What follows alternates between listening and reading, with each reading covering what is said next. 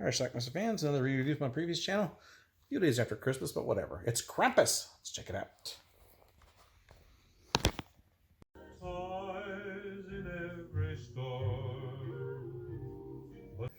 It's Christmas time.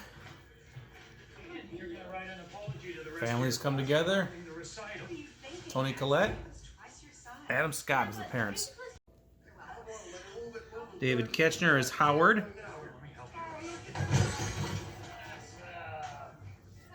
Tommy, sorry, you get the butt with a night off. Looks like Chrissy's really enjoying my brown wax. Careful, kids. Remember the trance. There's a lot of chaos, a lot of hell. Max, the youngest there, still believes in Santa Claus. Sure about that? A lot of fighting. I just wanted Christmas to be like it used to be, but forget it. I hate Christmas. I hate all of you. Max! Max is so upset that he takes his note to Santa and gonna toss it out the window.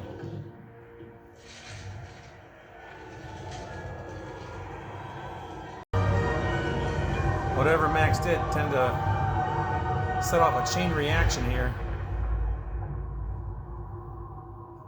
There's something weird outside. I am calm. I would just be calmer if I knew how we were going to survive Christmas with 12 people stuck in a house with no hot water, no heat, and no electricity. So the daughter Beth is going to go to her boyfriend's house a couple blocks away, and when she's outside, this creature discovers her. She hides underneath this snowplow. I think it's a snowplow, and then a jack-in-the-box is placed there. Guess it was the van. Later on, two guys from the house go to the boyfriend's house to try to find Beth, and they're in the boyfriend's house and they find some strangeness. And later on, Howard gets dragged.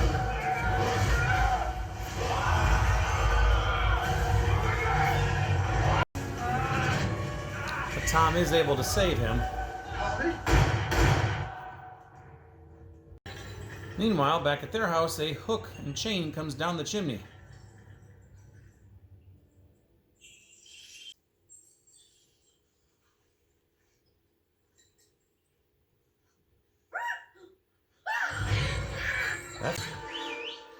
And he gets dragged right up the chimney.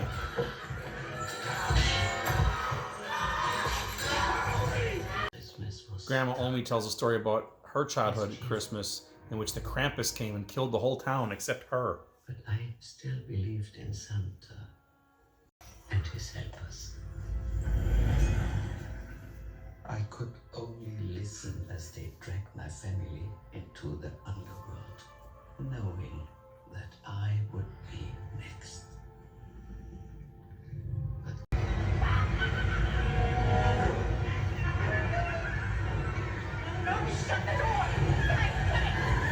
There are creatures out there.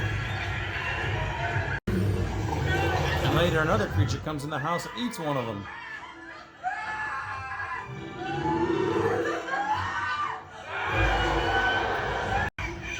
More chaos.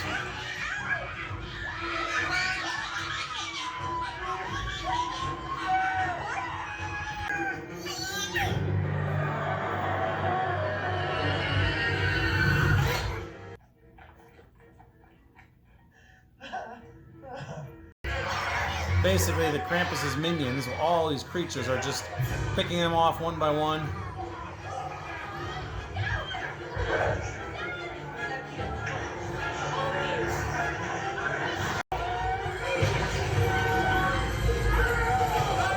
There goes Howard.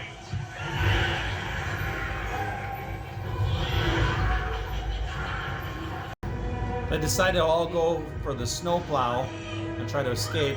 Omi decides to stay behind, Grandma, cause a diversion so they can escape. Sure enough, Krampus arrives. He's hell-bent on sending them all to the pits of hell.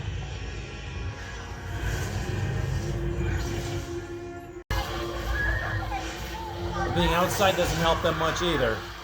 Stay here. I'll be right back.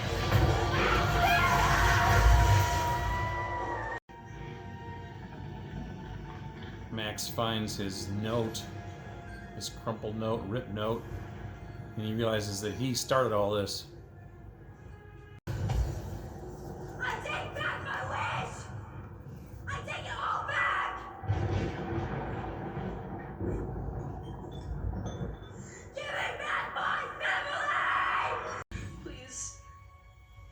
I know you can fix this. Give them back. Take me instead. But Krampus isn't swayed.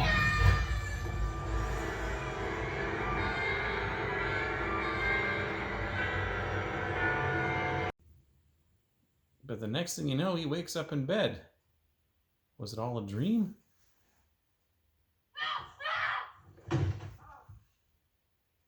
you got up, we've been waiting forever. Oh, hey, there he is. Hey, kiddo, we thought the sugar plum fairies may have gotten you. You're all alive. When he opens his gift, he sees the little Christmas tree ornament, Krampus. And everybody realizes. And they are now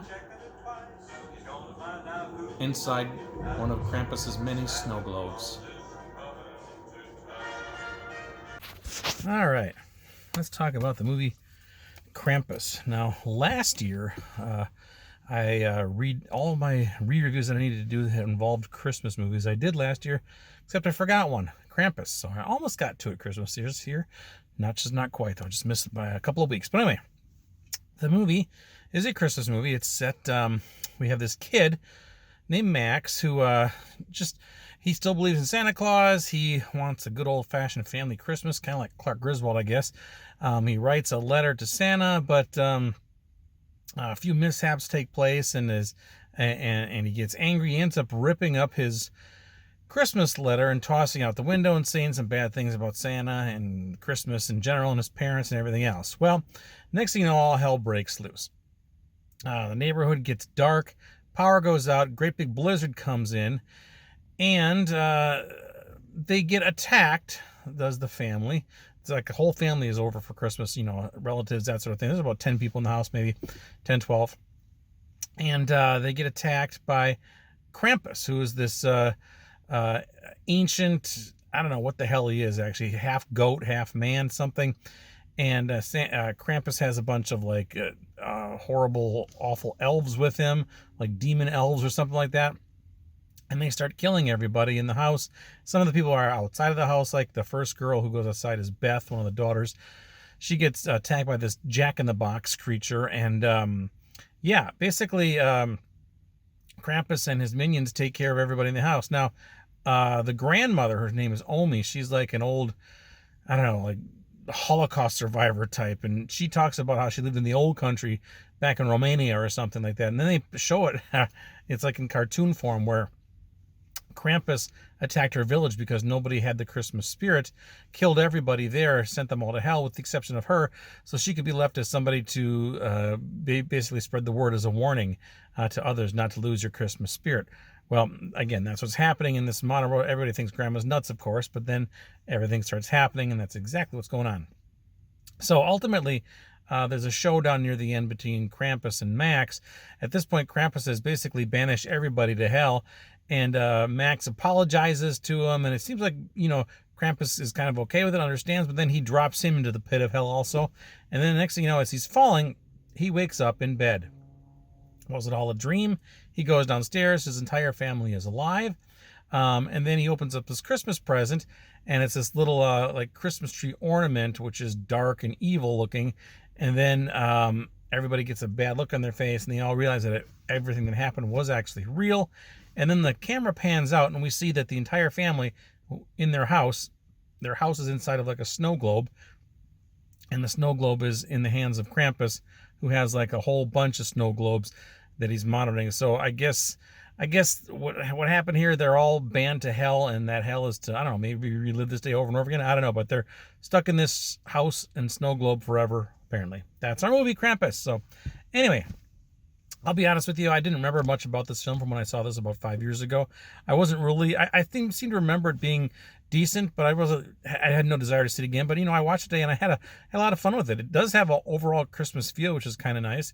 Christmas songs and everything. It just has that Christmas vibe to it with the snow and the wind, with the horror element thrown in. And there's a little bit of comedy thrown in as well. David, I can't think of his last name, Ketchner or something like that. I remember him from David Ketchner, yeah, from... He's been in a million things. He does some of those mockumentary movies.